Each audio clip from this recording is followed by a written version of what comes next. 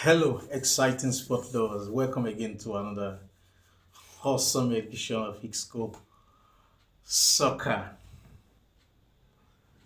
Oh, eh, oh, eh. Oh, eh, oh, eh. Oh, eh, oh, eh. This is still the World Cup season, and the World Cup is gradually winding up. We were discussing the match review between France versus Spain. This game is more or less like the final before the final. Now, on paper, and if you looked at France, their current form in this World Cup, you will easily see France is actually going to win the game. But like I said, and I told some persons today that don't write off Spain. And while I was watching the game, it dawned on me that Spain is currently the European champion. And I don't understand the reason whereby the radar was taken away from Spain. Maybe because of the way they started the game, the competition, and they grew into the competition. The game ended France nil, Spain 2.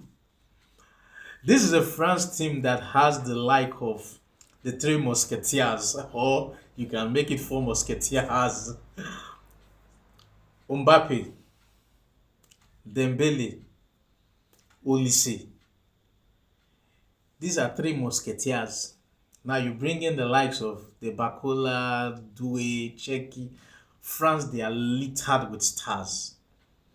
These are players that if they are playing for any national team, they automatically become starter. But when you're playing, in fact, France is giving me the vibe of Real Madrid, the Galacticos. But do you know what happened? Spain. It seems as if because what I watched, what I experienced was actually what I was expecting Portugal to play, whereby they have an impeccable set of midfielders, and I expect because yes, game is controlled by the midfield, and when I saw the both teams, one of the reasons why I just have soft spot for Spain before this game, I said Spain they have a very beautiful set of midfielders. In fact, Rodri executed the prime Rodri that we knew that won the Player of the Year. It came out from nowhere. Fabian Ruiz, they boxed the midfield, of which I knew definitely they would do.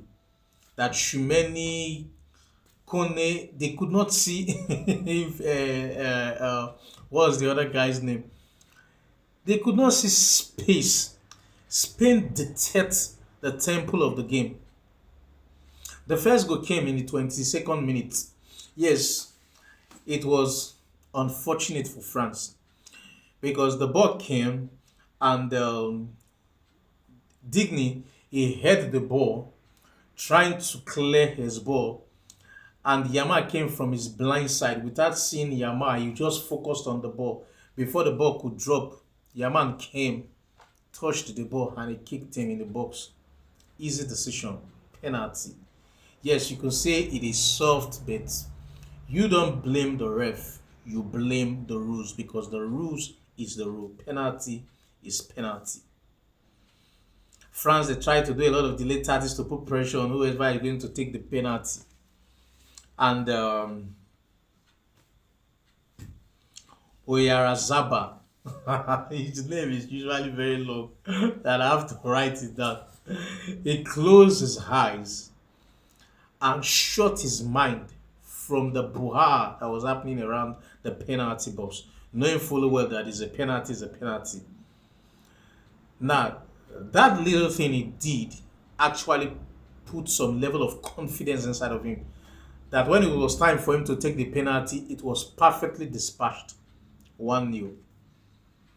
And after the goal, it became 50-50. Now, the moment the second half started,